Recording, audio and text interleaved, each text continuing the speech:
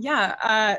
So your career has been really exciting because, you started working in education and you went to Harvard Kennedy School and ultimately led up to speech writing for Obama. And I also have a background in education, worked internationally, went to Harvard, and then also did speech writing for ministers and regional chief. And now you're very active, writing multiple articles in your own firm and just very vocal about the most pressing issues. So I was hoping maybe for our audience of entrepreneurs, leaders, and creatives, if you could tell us how you were able to create such an admirable and upward trajectory in your career, and what's your basic strength that allowed you to grow like that?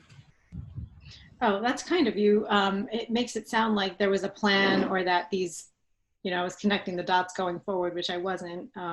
So I think I just kind of kept following interesting opportunities and, trying to do the things that interested me the most, or I would always think sort of what's the problem I want to solve and then where can I go to try to solve it. So I think that probably led me more than thinking about what specific job do I want to be, or what do I want my resume to look like, or, will this person think that I'm important, or any sort of, I guess, external questions like that. It was more just, what is the thing I want to do right now, and where can I learn? Where can I be around people who will be, who will teach me more? And I said, what are the problems I want to solve? So I think it was more just following the things that I wanted to do, which is a privilege in and of itself. But there was no plan.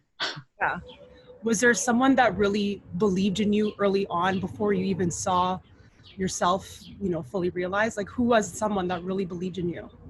Oh, well, I feel fortunate that many people in my life have been super supportive of what I've wanted to do, or, seen something and allowed me to pursue it. My parents have always been really supportive. In terms of writing, I will never forget that my sixth grade teacher, Mrs. Lee, my sixth grade English teacher, had us all, every week we would have to write paragraphs using all the vocabulary words that we had learned for that week. And I remember once I wrote a paragraph with all the vocabulary words, and she had me read it out loud in class. And after I was done reading it, she said, "The girl's got potential." And that stuck with me.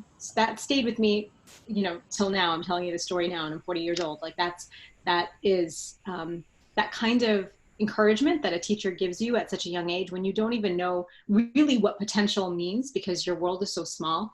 But for somebody who I adored and admired, my teacher, to say that maybe there was some spark of talent in there, and that if I kept working hard, maybe it would turn into something, or I could do something with it, and was so meaningful, especially because I really did love writing even as a little kid. And so for her to validate that was, I think, meant more to me than she would, even know. So I think teachers really can have that effect. It's special. Are you still in touch with her or no? Yeah, I haven't been in touch with her in a while, but right before I went down to teach myself, I had to observe a teacher, and I went to her classroom and I told her the story. But this was before I became a speechwriter, so I should. Yeah. No, that's so special, and it's great to see. It's great to see that you remember and you were so shaped by a special educator like that, and you were able to tell her the story, which we don't always get a chance to. Before we kind of jump into maybe what you're always publicly known as, I'm actually curious if you could speak a little bit to those earlier years where you were an English teacher, from what I understand in New Orleans through Teach for America. What was that like for you? I mean, I decided to do Teach for America and teach in part because I was really interested in poverty, and I was interested in the sort of the systems that perpetuate poverty and that keep communities, especially communities of color in America, and children who grow up in communities of color and impoverished communities, from reaching their potential. So for me, education had been everything in my own life, and, for my parents too. And so I wanted to just sort of learn more about what is it about the public school system in this particular area that's different from the public system that I went to, where I was able to achieve what I achieved, and that was the statistically was not happening to children who were just as talented, just as capable, and were simply denied opportunity. So anyway, so I went down not knowing much, I think the experience completely transformed my perspective on sort of really everything. You know, I was young, I was right out of college, and being thrown into a classroom and, you know, suddenly being forced to become an adult is I think a really great experience. And I think I was struck by all this, sort of what I went in thinking, but not really having ever seen or experienced, the systemic ways that racism and institutionalized racism perpetuate poverty in, you know, in particular, this particular southern city, but across America. You can find the same examples everywhere, from, you know, housing to transportation to employment, to all of the way to, you know, criminal justice. And then an underfunded education system where people were going through that education system and then becoming teachers in it. And the whole system was so broken. And then, of course, you know, made worse by the corruption that the city had been dealing with, and you know, backwards Republican policies that the state was putting forward, which prevented people from, you know, first of all, from the school district from getting the budget that it deserved, but then also underfunding health and nutrition and maternal care, and all the things that we know, you know, lead to a good life, were being just, you know, sucked dry. And so it was eye-opening from that experience, but then just the experience of just being around a group of really great teenagers. I taught high school English, and learning from them, and, you know, being able to see the world through their eyes was obviously, you know, if you've ever been a teacher, really eye-opening and wonderful experience, and really, really, really hard. It was the hardest thing I had ever done until that point, and probably have done since. So yeah, I think it shaped my perspective going forward, because you just realize that everything is systemic, you know, and that the problems that individual families are facing are not there by their own doing, by and large, right? They're part of something bigger, and that the people who have made it in America, you know, it's not as though as Elizabeth Warren says, you know, they didn't build that road, you know, they didn't.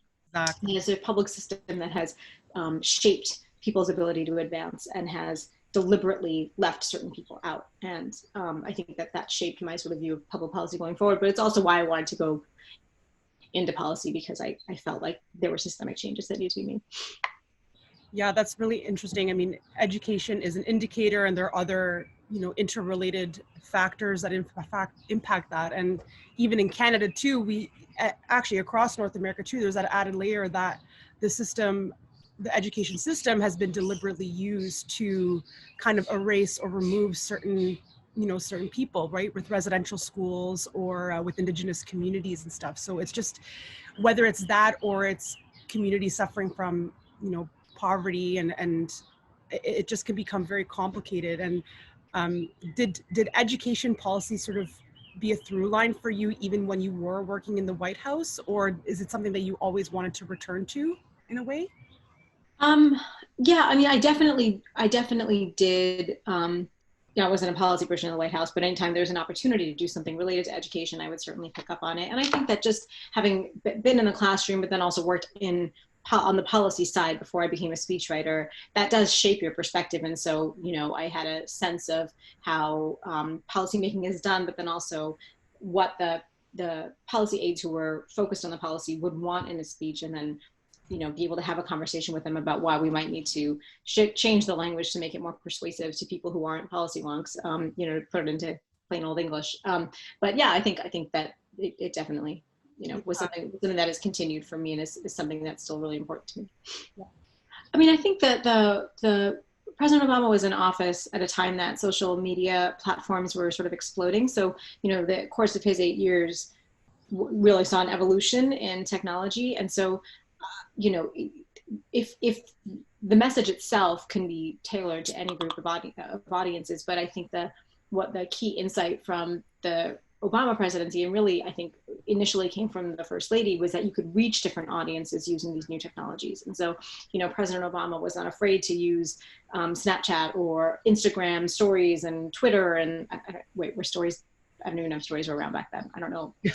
But anyway, you know, going on Instagram, using Twitter, trying to reach audiences where they were. So if he was going to be talking about the need to fill out FAFSA, which is the financial aid form in America, he wasn't just going to give a big speech about it to a bunch of people in a conference room or, you know, in a convention center. He was going to maybe film a video about it and put it up on Instagram, or do a Snap story about it or something like that to actually reach the audience that he was trying to talk to. You know, he did a day where he talked to, he was interviewed by YouTube stars. And that's something that, you know, typically would never happen, right? And a president wouldn't do that. He would talk to, you know, the nightly news anchor or something, or the Sunday morning host. But instead he thought that these are, you know, young people who have audiences of millions of people, and why not talk to them so that you could reach a different audience with whatever message it is that you're trying to get to them. I think that was sort of the unique insight of the Obamas. Yeah, totally. As you're, you know, as just at a very high level, you know, you're kind of coming across so many different priorities and talking to so many different types of people, or at least preparing him to speak to that. And did you ever feel kind of overcome with a problem that you felt helpless to solve, whether it was because of the role that you were in or because you saw how divisive something might be? I don't know, just if you could talk about some challenging topics and how you dealt with that. I mean, I think there are tons of challenging topics. Everything is challenging in the White House. But if you're speaking specifically about my White House experience, you know, it was always challenging to talk about. I mean, there's so many issues, but one thing that's difficult in America and we're dealing with right now is race, and especially writing for the first Black president. And I didn't do sort of the big race speeches like Selma or Charleston, but even just on a day-to-day basis, or to different audiences, trying to speak about things like criminal justice reform, or voter suppression, the disproportionate effect that policing has on communities of color, on Black communities in particular. These were issues that, you know, the people who agreed with us, but you are also you have to speak to all of America. And that means you have to find a way to persuade folks who may not necessarily share your view on those subjects, or may not have the experience, and so may not know about it. And that was always, I think, pretty fraught. You know, it can be challenging at times, and you had to sort of do your listening and you know, let the president knows how to do this. And he, you know, not the current president, President Obama, you know, I think led the way on being thoughtful about those issues. But, you know, in those moments, you just sort of have to be humble and try to listen and get as much insight from other people, and let others who have the experience lead the way. You know, trust your instincts, but be humble and open to the fact that you don't have all the answers. Was there ever any, you know, messaging that you were involved with that you kind of felt didn't deliver the, you know, the purpose or objective of uniting people at all? Or I don't know if there was like something that you felt maybe not regret, but it was challenging as you reflected back on something. I mean, there are always moments where message intended is not message received, yeah, especially by certain audiences. I mean, I think that the media landscape today means that you might deliver a speech or put a message out there, but if a media outlet that disagrees with your viewpoint takes it, they can slice and dice it and distort it however they want. And so that was always a frustrating consequence of you know, writing for the president. I think but in general, I think if you didn't get it right, you know, mm-hmm, the message wasn't received, you just, you know, pick yourself up and try again and get another time, right? Yeah, absolutely. To pivot a little bit, you know, like as a writer, you're also a bit of a creative, and while you continue to write columns for like The Atlantic, what does your relationship to writing look like, you know, outside of politics? And how did you keep your creative edge as a writer while also talking about politics and messaging? Basically, I'm curious about your, you know, blending the left brain and right brain and how that came into play, or not at all. Maybe you keep it super separate. So just curious about that.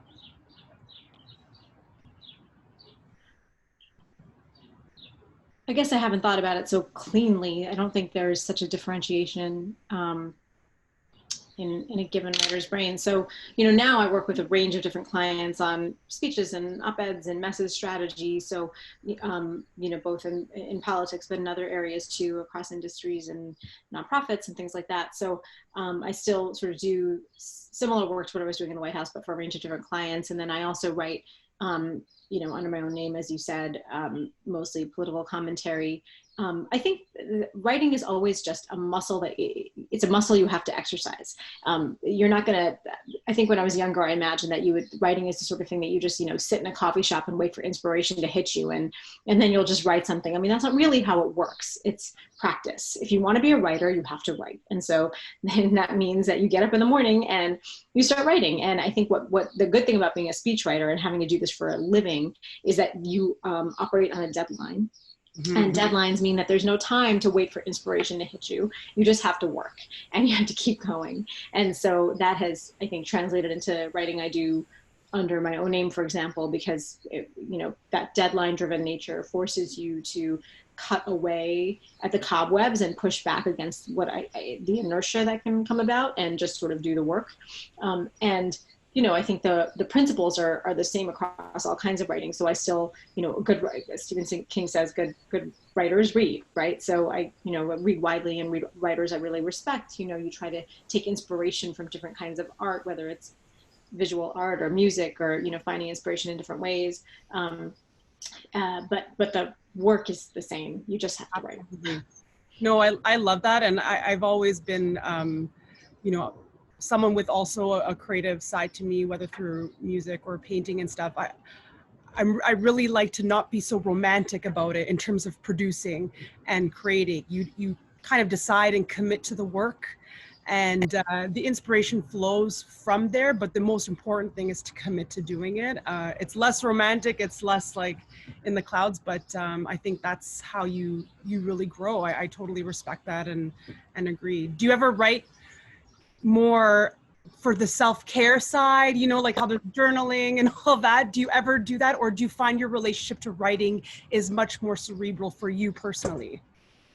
No, I do. I mean, if I had time, I would do more of it, I guess. And I was a consummate journaler as a younger person.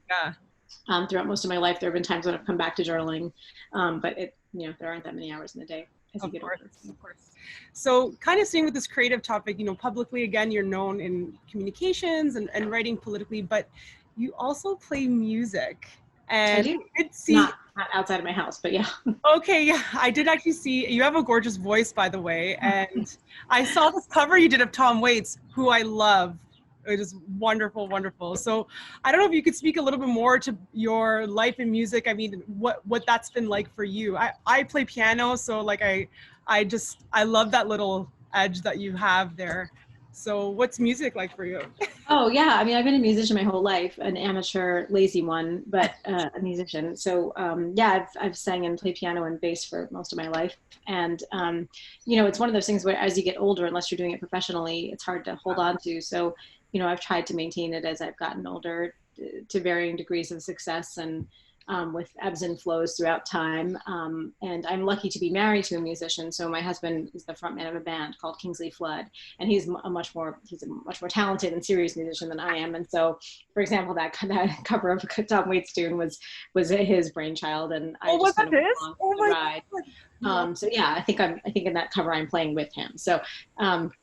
It's nice to have it sort of as part of our household, because we both have that in our lives. And it's had an interesting role, I guess, in my writing. When I was at the White House, I would sort of grab onto anything that was related to music, whenever the president had to introduce performances at the White House or whatever, these are speeches that are not a big deal to anybody, but, were important to me. So I would always kind of take hold of them. But yeah, it's something that you don't know when you're a young person as a musician, as you know, how hard it will be to hold on to as you get older. So you really have to make an effort.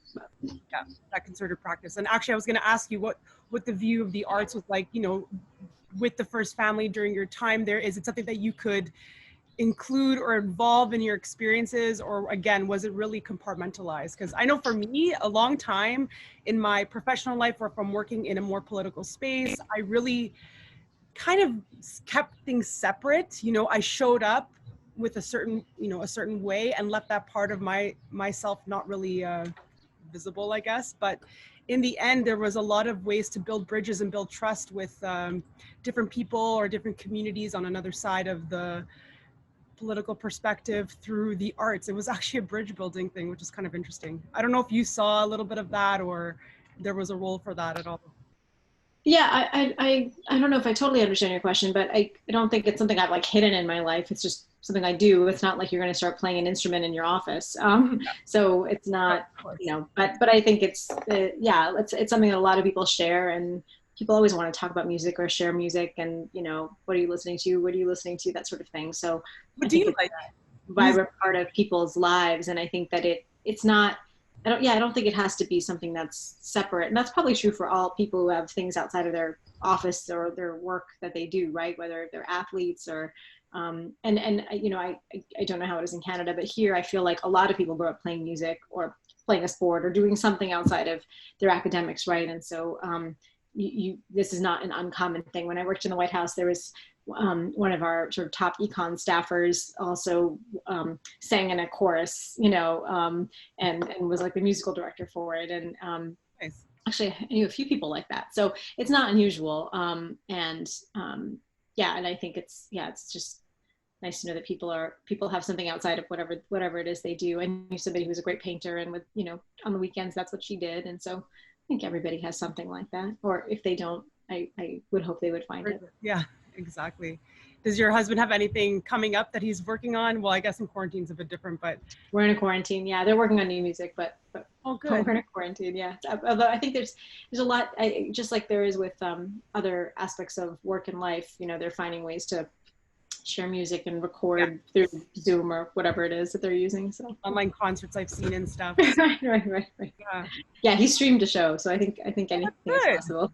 Well, we can share that on the little link if there's anything we want to share. That's support him. That's awesome. Well, that's a hard question. I think first, I think it's really important to acknowledge that I'm extraordinarily lucky, right? I mean, I am healthy. My family is healthy. I have resources. I'm still working from home. And, you know, more than 120,000 Americans are dead, and people, you know, millions of people are out of work, barely getting by. You know, in my own state, there like tens of thousands of people are going to be evicted because they can't pay their rent. And it's really, really, really bad. And, you know, Trump has utterly botched any response to this. You know, they just missed the boat sort of almost intentionally, and then they haven't done anything to make up for it since. You know, they had people socially distanced for a few months, and they squandered that time. They didn't do anything. What would you have done during that time? You would have put into place a robust test and trace regime. You would be working on making sure that every other states had what they needed to do that, and they didn't do anything. And so it's really kind of stunning, the abdication of responsibility. This is a president who likes to play president on TV, you know, who wishes that he could have a military parade and likes to stand there and look strong, but the actual work of leading a country is uninteresting to him. So so that's that. In terms of self-care, I mean, I think, you know, I'm just trying to do what everybody is trying to do, which is, you know, get through the day. I have two very small kids, and they are home from daycare now. And so, you know, my husband and I are just splitting the day. Having an egalitarian relationship helps. So, you know, I know a lot of women in my life who are feeling sort of the gender crunch, the reality that most women do way more than men in the home, regardless of how much they work outside of the house. And it's a travesty. And I'm very fortunate that I don't have that by design.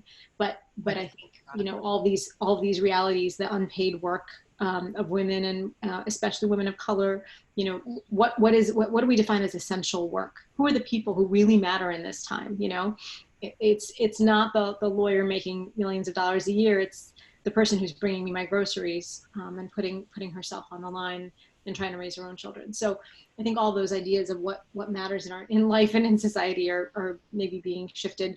And then on top of that, we've got everything that's going on with you know, in the wake of the killings of Breonna Taylor and George Floyd, and the sort of this reckoning that maybe we're having in our country, hopefully. So there's just a lot obviously going on in America. And I think, you know, in this case, all we can do is sort of manage our own. One way of self-care for me is just turning off Twitter and getting offline. I think that's actually pretty important in these times. Like, you want to stay up on what's going on, but you also don't want to drive yourself insane. And so that's been important. But also it's doing the work. So, you know, if the thing that's making me most worried right now is Donald Trump winning his re-election, which it is, I think it is he's an existential threat to our democracy. And I don't think that's an exaggeration. I think he's demonstrated that in the past 3.5 years of his presidency. Then to make myself feel better, I just have to try to do everything I can to get him out of office. So that's what I'm trying to focus my energy on when I, with my work and everything else. So yeah, I don't think that's a great answer, but it makes sense. It makes sense. It sounds like we have to try to do whatever we can to get good outcomes, and hopefully, I kind of want to know, what is your ideal scenario, like the ideal outcomes of what's been happening this year, especially with BLM during, is this different from the past, and what is the ideal outcome, especially after November?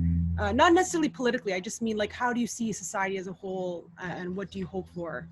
I think it's inextricable with the politics. There's no, we're not going to get, there was just an news out this morning or last night about how, the police lobby is already talking to the White House, and they want to prevent some of the reforms that the House is about to pass from being implemented. And, they've got Republicans in their pockets on this stuff. And so if you really want change from that element, from a sort of policy element, you got to get rid of these guys. There's nothing that's going to change as long as they're there. And that means we need to vote out Donald Trump, and we need to take back the Senate, and we need to hold on to the House. When I say we, I mean Democrats. There's no two ways about it. And that's not only on this issue, but that's also on a broader issue of democracy. Republicans are literally suppressing the vote across states, and they're doing it specifically in a way that targets minority voters. And if, this is, Black people have been fighting and dying for the vote for over a century, and it's happening again. And so you can't separate this stuff from the politics. So we need to get rid of them. Yeah. In terms of what's happening broadly, I think that there is a kind of reckoning, and I don't know if it's sort of we're sort of in a crucible where a bunch of factors are coming together, right? So we're in this really combustible phase where, we've got the pandemic and people have been stuck in their houses, and then what can you do but watch these videos? And I think the George Floyd video, somebody who was being tortured and murdered by a cop right in front of your face, it's really hard to turn away from. And, it's frustrating for anybody who's cared about this issue for a long time, because this stuff has been going on forever. And where was everybody before? But for whatever reason, and I think it's a longer conversation of what the reasons are, people are paying attention. And, one of the things you'll hear from people who marched in the 60s is that what's different now is that it's a multiracial coalition, people of all ages coming out. White people are actually, some white people seem to be getting it, and not Black people, I should say. And so that, I don't know what that will add up to. I hope it adds up to more than people just, going to book clubs with other white people and reading books about this stuff. And I think it could. I think this is a moment, and we just have to see what happens. But it is a testament to the Black Lives Matter movement. And, has there been a more effective political movement in the past half century? It is remarkable what they have done, the work they've done over the past several years to get to this point. And so, I don't know what'll happen, but I don't think the pressure will let up. I don't think that people are just gonna, a fair number of people are just gonna go back home and say this is it. And that's what BLM needs to be there for, to sort of continue putting the pressure on people. So but my ideal, there's so much that goes with a system that is truly equal, and what it means to stamp out systemic racism is bigger than criminal justice, frankly, right? It's the stuff we talked about in the beginning when I talked about my teaching experience. So it is, and frankly, from sort of like a historical perspective, I think that the reason that America gets stuck on this stuff, and why we have never really healed from the wound of slavery, is the crime of slavery, is because we've never dealt with it, right? So most people, I've gotten so many emails in the past few weeks from friends who've said, I didn't know this and I didn't know that, that we do not teach what slavery and the genocide of Native Americans was, and the nature of its connection to our founding. I think in part because we're scared to, we are worried that looking at those things and acknowledging and reckoning with our past would suggest that we hate our country, when in fact the opposite is true, right? It's like, if you love your country, then you acknowledge its imperfections and you work to change them. But I think people are afraid of that. And so, and there is, a lot of fragility among some white people. So I think, you know, people are starting to learn and read, and that's good, because we aren't taught this stuff in school, and it takes an effort, but that some of that is changing. And so the more people know, maybe the more willing they'll be to sort of look into themselves, and all of us, right? You know, I'm not immune from bias either, and do something about it, and demand more of the system, because we are a system of self-government. Like, if the government's screwing up, it's on us. Absolutely. And you're right. BLM has done such a good job. I mean, this time for there to be the global response and this, I've never seen just in my little lifetime, like this level of allyship. And I really am hopeful that this sets a tone for conversations across race, about race, and how it has, these things have set the tone for the structures that we live in today, and for what we want in the future, and seeing how we've internalized those structures in different ways. You know, so yeah, hopefully this is a next step in our consciousness and awareness. Okay, well, thanks so much. And yeah, Thanks for having me. It was nice meeting you. It was nice to meet you too.